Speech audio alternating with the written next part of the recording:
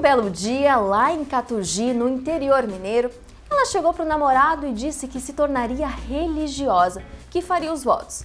Imaginem a surpresa do rapaz. Mas a decisão estava tomada. A certeza da escolha fez assumir grandes desafios, como vir de Minas Gerais para o Rio Grande do Sul. A mulher em cena de hoje é a irmã Liliane Alves Pereira, professora dos cursos de saúde da Universidade Franciscana. Irmã, obrigada por topar conversar com a gente. Imagina, disponha, e é bom estar aqui, poder contar um pouco da minha história para vocês, poder dizer um pouco do que significa a minha escolha de vida e a minha opção profissional. E como uma boa mineira que é, né, nada mais justo que trazê-la para bater esse papo aqui num café de Santa Maria, né, irmã? Sim. Dá saudade do cafezinho mineiro de vez em quando ou o gaúcho dá conta? Não, dá saudade do café mineiro, até porque eu venho de uma terra que é uma terra de café, né? Então eu de fato, aquele café passado, aquele cheiro bom, aquela coisa de casa, de família. Mas aqui a gente consegue fazer umas experiências assim, de transitar por outros cafés e vai amenizando a saudade, certamente. E toma bastante, sim, irmã? Quantos por dia? Não sou de tomar muitos por dia, mas não fico nenhum dia sem tomar café e preciso pelo menos de manhã e de tarde eu preciso tomar um café. Tá certo. Para mim é importante. Irmã, eu quero saber como que foi essa escolha, né? Como que tava namorando, chegou um dia pro namorado e disse não, meu caminho é outro. Como é que foi isso, irmã? Assim, eu sempre penso que nós temos um arquétipo de religiosa, né? A gente imagina como é que tem que ser uma irmã. E comigo não foi diferente. Eu também imaginava que tinha que ser uma irmã e como é que se desenhava uma irmã. E na verdade a gente tem um sentimento que vai ser muito difícil colocá-lo em palavras e dizer é isto ou é aquilo, mas é uma certeza interior. Aquilo que tu falas na chamada é bem por aí, né? Tu tens um sentimento, uma certeza de que tua vida é desenhada para uma outra forma, é desenhada para tu és talhada para uma outra realidade. E foi exatamente por aí que começa a minha escolha, né? De fato, eu tinha um namorado, tinha uma pessoa e a gente tinha algum tempo, mas com um certo cuidado, e eu fui escolhendo, percebendo como é que era a vida religiosa. Eu conheci algumas irmãs, a minha cidade não tem irmãs, por incrível que pareça, mas eu conheci algumas irmãs e fiz alguma experiência vocacional. E aí eu disse, não, é esse o caminho que eu quero e eu vou lutar por isso e vou buscar essa opção. E de fato, cheguei e disse, olha, eu tenho uma outra opção, eu quero fazer experiência numa outra opção de vida. E diferente do que muitas pessoas pensam, a gente não entra dizendo, bom, agora eu já sou irmã. Você tem um período, um percurso de formação que é muito importante para a opção de vida da gente. E eu fui com a certeza assim, eu vou experimentar para ver se é isso que eu quero. Bom, essa experiência já dura uns bons anos, né? Eu entrei com as irmãs em 2000, então já tenho 19 anos, e de votos eu já tenho 15 anos. Então tem uma trajetória longa ali Deu certo. Da experiência que eu fui fazer. Mas é para mim um excelente espaço assim, de crescimento e de opção de vida. E é isso que eu disse no começo, todos nós podemos ser, né? Todas as pessoas, todas as jovens, todas que podem ser irmãs. Tem que tirar um pouco essa ideia de um arquétipo de irmã para poder construir uma pessoa humana, fraterna, com opção preferencial. E é esse o caminho que a gente vai buscando, né? Com que idade que a senhora começou a ter essa vontade? Foi jovem, quando era criança, ou como é que foi? Não, quando criança não. Na verdade, a minha mãe conta que já desde pequena eu tenho uma relação muito próxima com a igreja, e eu me lembro, sim, de bem pequenininha fazendo leitura. Eu precisava de um banquinho para subir, para dar conta de chegar no microfone e tal, coisas assim, mas não essa relação de que, bom, eu vou crescer e vou ser irmã. Eu não me lembro, não me recordo disso. Minha primeira experiência, meu primeiro sentimento foi quando eu tinha mais ou menos 14 anos, e aí eu achei que eu poderia ser irmã, mas aquela história de que entre achar e dizer posso demorou um bom período de tempo, né? E aí foi nessa janela ali dos 17, 18 que eu namorei. E aí depois, no final dos 18 anos, eu disse não é isto, não é esse o caminho. E aí eu fui buscar, de fato, o que eu gostaria, que era a questão da vida religiosa. E bom, fui para o caminho certo. hoje estou onde eu desejo estar, né, nesse sentido. Não tem uma idade para fazer essa escolha? Não tem uma idade para fazer essa escolha. Na verdade, a gente tem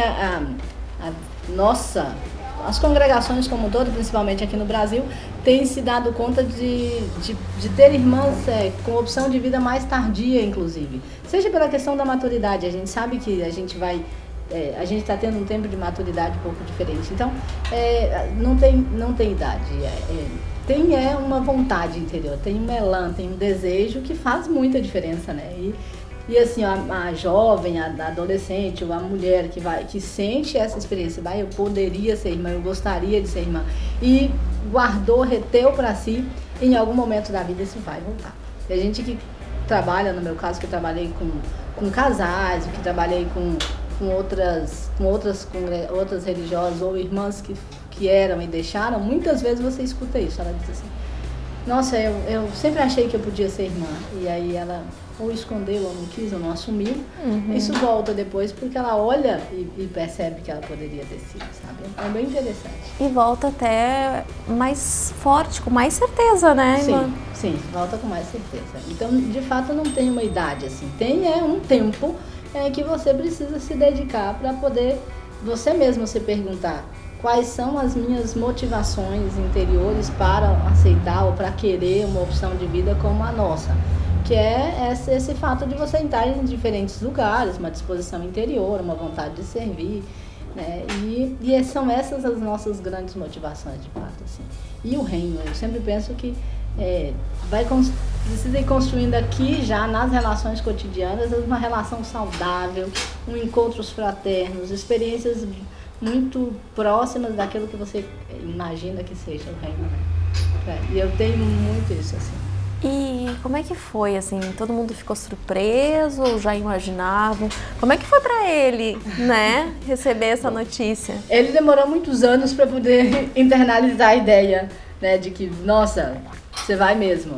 Não, eu já fiz, inclusive, tinha feito os primeiros votos, então, foi uma surpresa para ele, sim.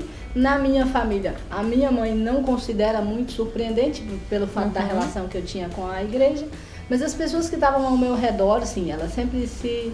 As amigas? As amigas se surpreenderam, as pessoas que estavam no meu ciclo de relações se surpreenderam, porque, de novo, aquela ideia, né? Ai, mas você não é quietinha, mas você não é caladinha, mas você vai botar fogo no convento. Meu Deus, eu escutei isso 1 milhão de vezes, assim. Vai colocar fogo no convento. Eu acho que eu ainda não incendiei nenhuma casa. Mas também não pretendo incendiar nenhuma. Mas é essa ideia, o arquétipo, né, do que uma irmã tem que ser, o que está no nosso imaginário. E na verdade não todas que têm um desejo sabem qual é o caminho, a prospecção para essa forma de vida. Então, na verdade a gente vai crescendo e vai amadurecendo. E amadurece também a opção de vida, viu? Porque o que eu imaginei não é exatamente o que é hoje. A gente amadurece ao longo da formação, ao longo da vida. Vou te dar um exemplo muito, muito meu, assim. Eu sempre acreditei que eu terminaria a minha formação e eu iria fazer missão fora do país. Na Guatemala, que a gente tem casa, uma missão dessas internacionais, ou ainda na Amazônia e tal. E não... Vim parar no Rio Grande do Sul, estou dentro de uma universidade, quer dizer, tu não esperas que tu vai desenhar uma opção de vida assim. Sai totalmente diferente. Sai fora. E aí, como é que a gente vai lidar com essa situação, né? Mas por tudo isso, né, das pessoas falarem, mas como que a senhora vai ser irmã, né? Como é que vai ser irmã, assim, tão agitada, digamos assim? Já ficava com certo receio ou não? Sim, eu sempre tive, principalmente ali logo no primeiro e segundo ano, que é o ano 2 primeiros anos de formação inicial, aspirantado e postulado, porque eu de fato não parecia conformar, né, entrar na forma do que estava, mas no imaginário dos outros, não no imaginário das minhas irmãs, por exemplo. As irmãs da minha congregação nunca me questionaram em função disso. São mais o que os outros pensam a respeito da gente, quem né? desconhece, quem sabe, né, pelo senso comum, digamos assim. Exato, pelo senso comum. E daí foram os de fora que eram mais assim, Nossa, mas tu é irmã. Ah, mas tu vai ser irmã. Então, é muito... E aí, eu, claro, fiquei... Nos primeiros eu tinha, assim, uma certa preocupação. E se alguém me vê, o estilo de vestir, não sei o quê. E aí, depois tu vai vendo, mas não é assim, não precisa disso. Né? A gente vai se conformando, não com o que os outros pensam, mas com aquilo que você de fato acredita e com o estilo, a realidade da congregação que eu pertenço, né? Porque também a gente tem uma forma de vida, a gente tem uma regra, a gente tem constituições, tem estatutos que a gente precisa responder. Eu sempre considero como balizas para ti poder caminhar bem na vida, assim, né?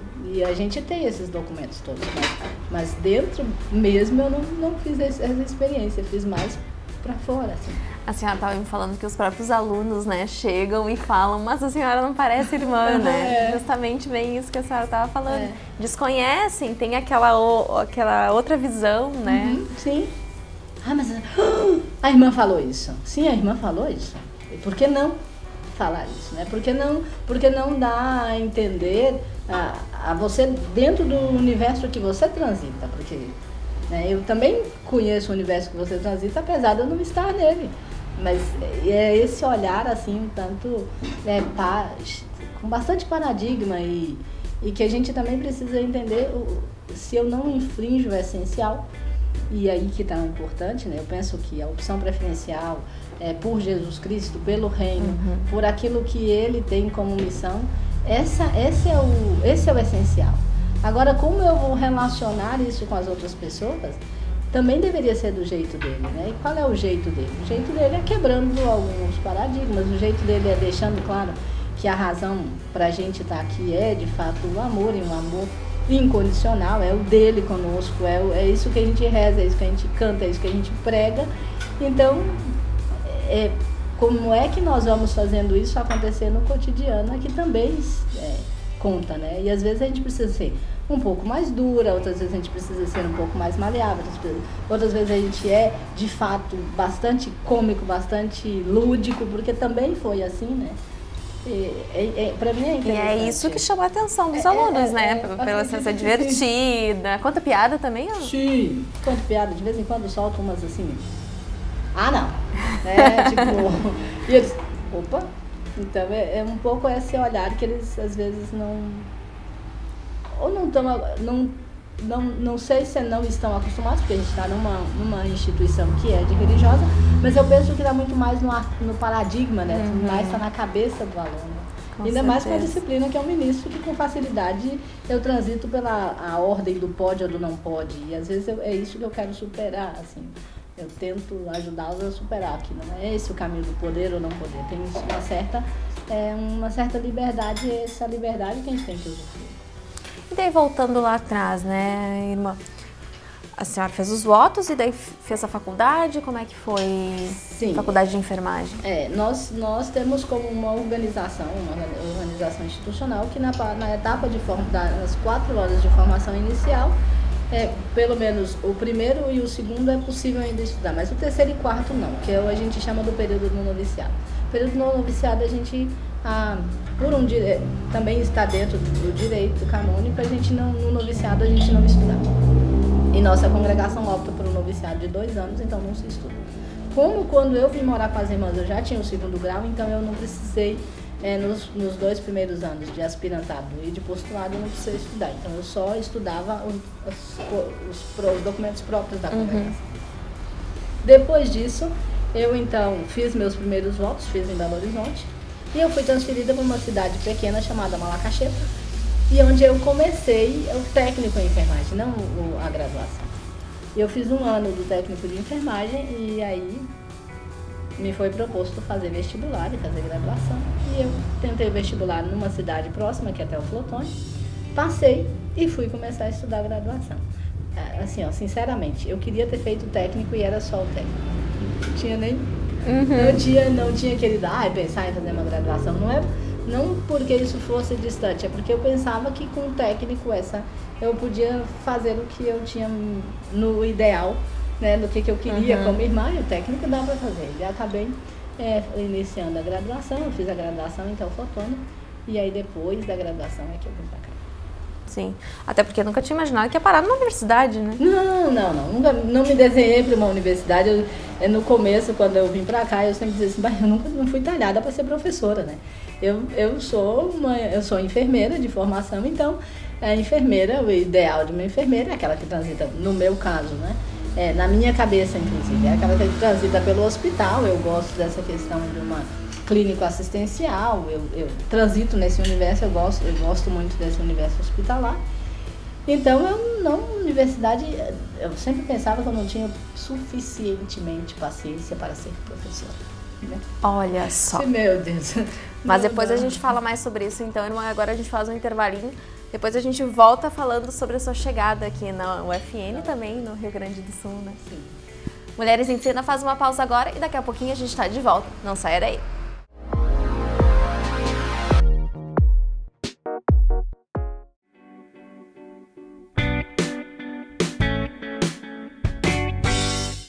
Você já sonhou em empreender, mas tem medo de se perder na parte burocrática de uma empresa? Então a nossa dica de hoje é para você que ainda não conhece o ambiente de inovação da Universidade Franciscana e pensa em abrir uma empresa de sucesso no futuro. A dica é por conta do professor do curso de administração e coordenador do Espaço Ambiente de Inovação, Lissandro Dallanora. Oi, você sabe onde buscar apoio para criar o seu negócio? Diversos são os atores que apoiam o desenvolvimento de uma ideia para transformá-las em negócio. Um destes são os ambientes de inovação, que são constituídos por ambientes colaborativos, incubadoras tecnológicas e espaço para empresas residentes. Se você se interessou, fique de olho nos editais da Universidade Franciscana na página da instituição para poder participar do espaço de ambiente e inovação. Tem mais alguma dúvida no ramo da administração ou outras áreas da nossa Universidade Franciscana? Por favor, mande para a gente por e-mail ou pelas nossas redes sociais. Até a próxima dica. Tchau!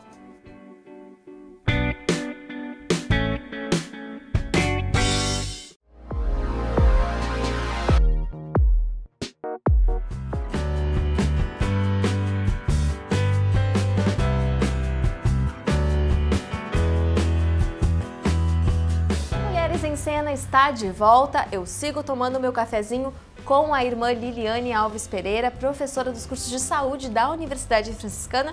Ela estava nos contando como foi tomar a decisão, né, para seguir a vida religiosa. E agora eu quero saber, irmã, como é que foi sair de Minas Gerais para o Rio Grande do Sul? Como é que a senhora veio cair aqui em solo gaúcho? Bom, eu também em virtude da minha opção de vida, né? Que na verdade eu terminei minha graduação e em seguida eu fui convidada a me mudar para o Rio Grande do Sul. Eu fui direto para Rio Grande, né? Eu saí de lá, de Teoflotone, e vim para cá. Como é que se deu isso? Geralmente é uma conversa que a gente tem com a responsável pela província, na jurisdição que a gente pertence. E aí a minha provincial, olha, a gente precisa de uma enfermeira em Rio Grande, né, em virtude das necessidades de lá, inclusive, e também alguma coisa com relação à paróquia. E aí era eu, então, tinha recém me formado, tinha terminado e eu fui então para a Santa Casa do Rio Grande. Então foi por isso que eu vim para o Rio Grande do Sul. E eu sei que não foi uma decisão assim muito fácil, né? Não, porque é aquilo que eu te disse, a gente desenha o que a gente quer, né? Então eu estava disposta a terminar minha graduação, eu tinha uma especialização mais ou menos engatinhada, por incrível que pareça, para começar. E ela veio com a proposta da transferência, e eu, ai meu Deus, né, e agora? E ela disse, não, mas a gente precisa de ti, e a gente conversou. Pra quem não queria fazer graduação, já tava pensando na especialização, sim, né? Olha só como é a vida. No final da graduação, eu já estava pensando em especialização, eu já estava encaminhando umas coisas. E aí, quando ela disse que precisava que eu viesse para o Rio Grande do Sul, olha, algumas lágrimas caíram desses olhos, assim, ó, garanto, porque eu queria muito ficar lá, porque eu tinha uma ideia do que, né, da questão do que eu tinha para fazer, e eu trabalhava com pastoral da juventude, eu trabalhava com um grupo de casais, então eu tinha uma certa, sabe aquela coisa cômoda, assim, alguém vai me tirar da minha comodidade agora, eu vou ter que vir para o Sul, então foi um pouco nesse sentido, assim, e por isso eu vim parar aqui no Sul, né, e aí eu fui para Rio Grande e longos e bons 8 anos. E de Rio Grande para Santa Maria? Um pulo, né? Também uma proposta de vir para cá, porque em Rio Grande então eu fiz 2 especializações e depois fiz o mestrado e comecei o doutorado. E aí nessa transição ali do final do primeiro ano do doutorado, bom, acho que você vai assumir uma outra função, até porque tá nesse universo da academia, de fazer doutorado e tal. E aí a irmã então me solicitou vir para cá, para a universidade, porque por um universo mesmo, né, de estar estudando, de poder contribuir um pouco mais com a universidade, que também é uma instituição, um espaço educativo para todos nós, né? E daí já está se sentindo uma gaúcha, né? Praticamente. Sim, depois de 11 anos, daqui a pouco eu vou poder dizer, como umas quantas irmãs dizem, né? Que um pouco é mineira, um pouco é gaúcha, e elas que moram lá em Minas Gerais, elas dizem, eu sou um pouco mineira e um pouco gaúcha. Com 11 anos, né? Eu já tenho, vai fazer 11 anos. Trocou o ai, né, pelo tchê? Sim, sai os dois de vez em quando, sai o ai, sai tchê, sai bá, até capaz sai, sabe? Capaz. Bem capaz. Tô. E a senhora dá aula no curso de enfermagem e também em outros cursos da saúde, né? Em todos praticamente. A gente tem uma disciplina que é Ações Interdisciplinares em Saúde, que é uma disciplina com quatro outros cursos. Então é enfermagem, odontologia, fisioterapia e nutrição. E então essa é uma disciplina transversal que eu ministro junto com mais 7 outras professoras. Nós somos 8 geralmente, entre 7 e 8 professoras no semestre. E aí eu transito muito nos outros cursos em função da função que eu exerço nos hospitais, né? Então também. E como é que é esse contato com os alunos, assim? Eles se surpreendem um pouco? Se surpreendem no sentido, tipo, chega a professora lá e descobrem que é uma irmã, que é uma religiosa. Tem essa surpresa, assim, ou Olha, não? Agora eles já me conhecem um pouco mais, então às vezes antes de eu entrar na sala de aula como professora, eles já me viram em algum outro espaço de trabalho. Mas o primeiro ano era muito interessante, assim, ó. Eu já deixei passar 3, 4 aulas até dizer que eu era irmã, ou então eu deixava que eles descobrissem que eu era irmã, né? Então, tem surpresa de toda a natureza. Tem do tipo, nossa, nunca pensei que a senhora fosse irmã. Ou tem do tipo assim, que legal, ela é irmã. E tem do tipo, ai meu Deus, ela é irmã. Então, tem tudo assim. Eu acho bem interessante porque daí ao longo do semestre precisa desconstruir ou fortalecer aquilo que eles imaginaram, né? Então ai meu Deus, ela é irmã, tem que começar dizendo, te acalma, eu não... Quer dizer, qual que assusta mais a senhora? Sabe assim, hoje eu cuido para não me assustar com nenhuma delas. Por um motivo muito simples. Eu penso que o ser humano, ele é um ser de relações. Então, o que vai fortalecer e o que vai sustentar é o tipo de relação que eu vou exercer com eles, sabe? Então, eles vão ter que... eles e eu, vamos ter que ir superando aquele paradigma que a gente criou um do outro para a gente ter relações claras, transparentes e, como eu sempre gosto de dizer, muito direta. Eu penso que esse cuidado de ser transparente, de ser claro, de ser objetivo naquilo que a gente está propondo ali, seja na sala de aula, seja nos espaços onde eu frequento, é o essencial para essa questão da organização, né? Então, eu tenho isso muito claro comigo, assim, porque não é o que você pensa a meu respeito, é o que nós vamos estabelecer ao longo do processo de ensino-aprendizagem, ao longo das nossas relações. Uma coisa interessante, Bruna, é que nós irmãs, nós vamos morar em outras casas de irmãs que não nos conhecem. Então a casa, por exemplo, que hoje eu moro, as irmãs que moram comigo, nós nunca moramos antes. Então a gente precisa estabelecer vínculo de confiança, a gente precisa... Eu vou comer à mesma mesa de outra pessoa, nós vamos rezar na mesma capela, nós vamos fazer coisas juntas. Então a gente precisa partir do princípio, primeiro princípio é esse, de uma relação construída. Todos os dias é uma relação de encontro, né? Todos os dias eu me dou a conhecer e todos os dias elas se dão a conhecer para mim. E no cotidiano da profissão também precisa ser assim. Eu preciso, toda vez que eu me encontro com os alunos, toda vez que eu me encontro com os outros professores, eu me dou a conhecer e eles têm que se dar a conhecer a mim. Então, se o nosso cotidiano já é assim, imagina. E também pelo fato da senhora ser bastante jovem, a senhora acha que também fala a língua deles, assim? Eu sempre digo que eu já passei da fase de ser bastante jovem, mas muito obrigada. Não, mas... Eu penso que de uma certa maneira a gente se encontra assim em algumas conversas. certo. Então, esse vínculo, esse espaço de confiança e essa fala direta. Eu sou muito clara, assim, no cotidiano com os alunos, inclusive, e nos espaços onde eu estou de modo especial, que as pessoas precisam entender o que eu penso, não porque eu penso, sabe? Mas porque elas me conhecem a partir daquilo que eu sou. E o outro também, e eu gostaria que os outros também tivessem a mesma relação comigo. Uma vez eu disse que eu não me surpreendo muito com algumas atitudes do ser humano, porque eu considero que o ser humano é um ser em construção, um ponto positivo, mas é um ser falível também. O ser humano é da natureza dele ter falibilidade. Então, se eu vou ficar criando expectativa que não vão me decepcionar, que não vão falhar, que não vão errar, meu Deus, eu estou construindo todas as relações em cima de areia.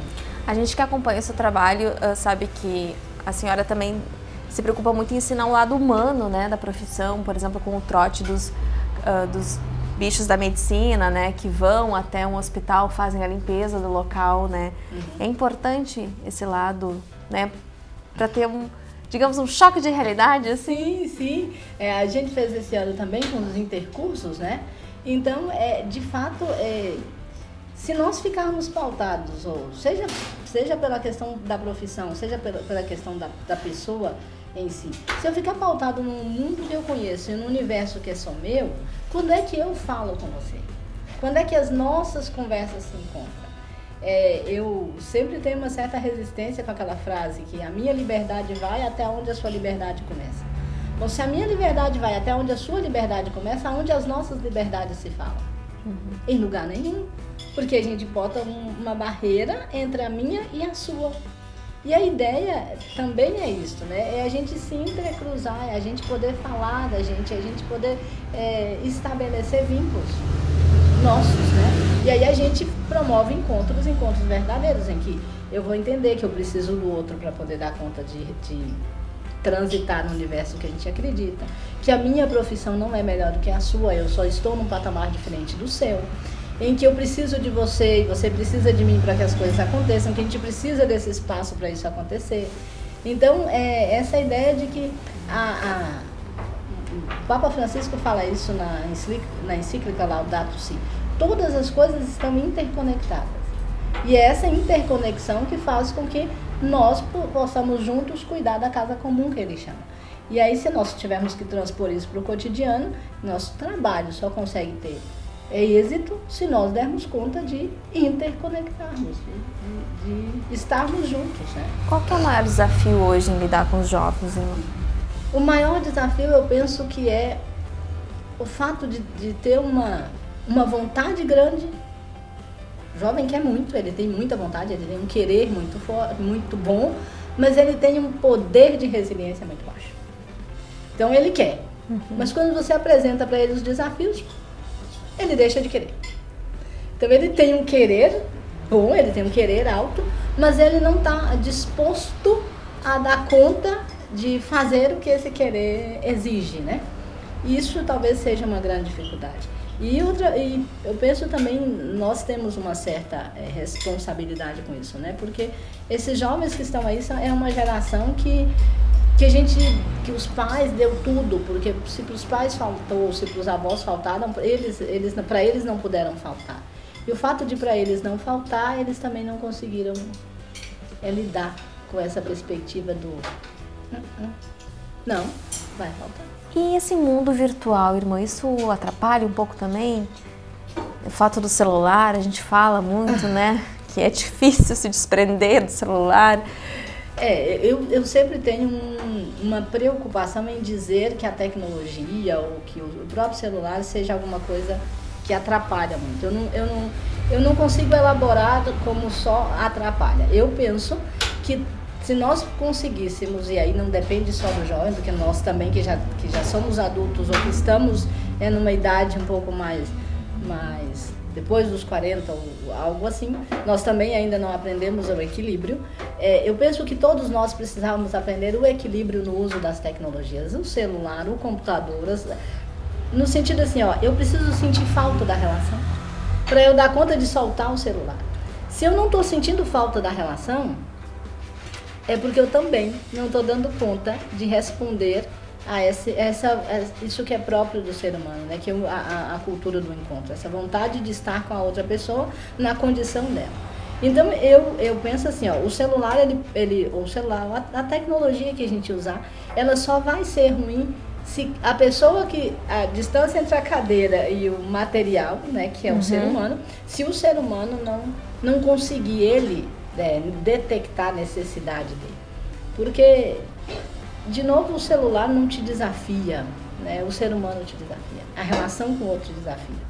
Então, eu escuto muitas vezes as pessoas dizerem assim, eu prefiro cachorro do que gente. Por que a preferência por animais do que por gente? O cachorro não te desafia no sentido de, ele não te impacta, ele não te provoca, ele te dá todo o carinho que você acha que precisa. Mas na hora que o cachorro não exige de ti o carinho da mesma altura, o ser humano exigiria. E aí, às vezes, a gente acaba...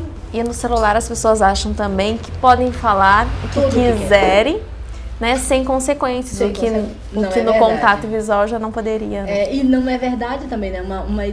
É uma falsa sensação de poder, né? Que todo ser humano tem, né? Todo ser humano tem eu sempre digo, todo ser humano gostaria de ser uma pequena Virgem Maria, pudesse carregar o Rei Jesus na barriga, né? Mas não dá. Não é assim. A gente não tem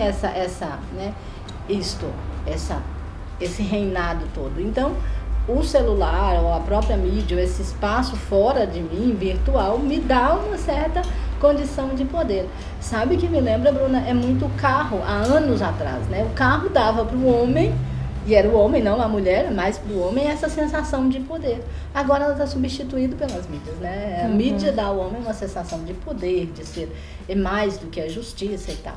E a gente perdeu essa capacidade perdeu ou precisa recuperar essa capacidade de interrelacionar, né? E isso é um desafio sempre estar com a outra pessoa, porque a outra pessoa pode te expressar reações que tu não esperavas, e aí? Com certeza. Mudando um pouco de assunto, irmã, eu quero perguntar como é que a senhora faz para descansar? O que a senhora faz nas horas de lazer? Porque assim, da aula tem alguns cargos de chefia, de gestão, né? Também. Coordenação. Coordenações. Sim. O que a senhora faz para se distrair, para descansar? Bom, eu amo ler, né? Leitura para mim é um descanso, e a música. Eu já toquei, agora não toco mais, mas eu, assim, ó, com muita frequência, quem tá em casa se coloca um gravador, me pega cantando no meio dos corredores. Eu adoro música. É uma realidade que me descansa, mas o que mais me descansa mesmo, assim, é um domingo que eu não tenho nada para fazer, ou que eu não deveria ter nada para fazer, vai me pegar com o livro na mão. Assim. Adoro um sol, adoro um livro, adoro colocar uma cadeira lá fora, chupar uma laranja depois do almoço.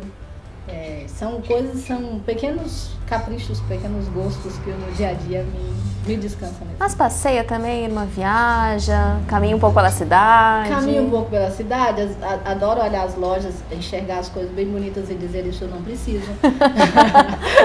Né? Mas eu gosto de olhar isso, assim, gosto de caminhar, principalmente no domingo, quando eu posso, eu dou uma caminhada, assim, mas, e gosto de viajar. Eu tenho viajado mais por uma questão de necessidade, ou, né, por encontros que eu preciso, do que de fato porque assim, eu quero viajar.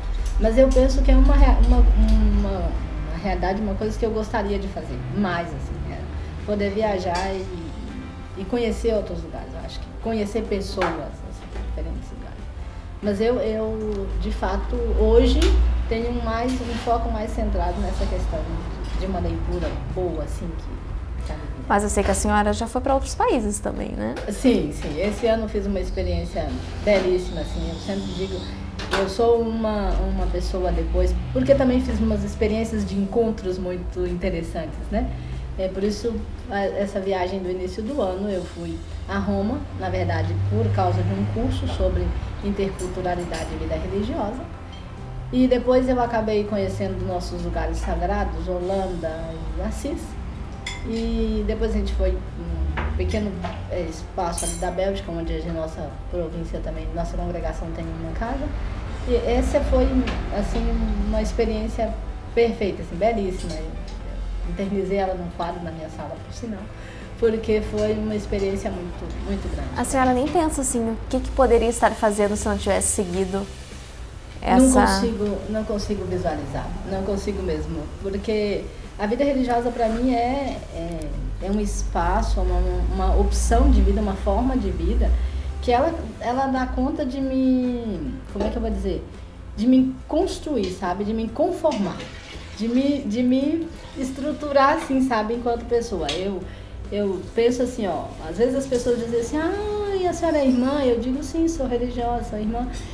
Então a senhora não pode casar. Eu sempre quero retomar essa frase, porque na verdade não é isso. Não é não poder e por isso, porque eu sou religiosa no caso. Não, é uma questão de opção. Uma pessoa casada também não pode ser religiosa, uma pessoa casada também não pode casar, não pode ter uma outra pessoa. Então, a vida religiosa para mim é essa conformação, assim, sabe? Eu consigo me estar inteira aqui dentro, sabe? Dentro da opção de vida que eu abracei, dentro da realidade onde eu hoje transito, eu tenho algumas ideias, alguns pensamentos, algumas ideologias. Eu acho que é muito dizer que é ideologia, mas uma utopia que eu sonho muito com. Mas isso tudo só foi possível por causa da vida religiosa, sabe? E eu tenho, assim, Bruna, uma mãe, sabe? Minha mãe é, para mim, assim, um exemplo muito grande, assim. Minha mãe e meus irmãos são exemplos de que é muito possível, assim, ó. Quem conhece minha mãe sabe como ela é bem baixinha, assim, então a gente sempre diz que ela é uma baixinha invocada, que ela tem uma força interior, uma vontade muito grande, assim. E minha mãe me ensinou muito que quando você quer, quando você acredita, por que não, né? E eu tenho um irmão que é uma paz, assim, pessoa, sabe? Meu irmão é bem meu oposto, eu brinco com ele, assim.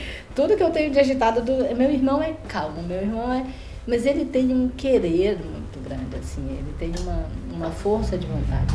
E minha irmã já é literalmente nosso interno, assim, nosso meio termo, sabe? Ela não é de cada um. Nem tão calma como meu irmão, nem tão agitada como eu.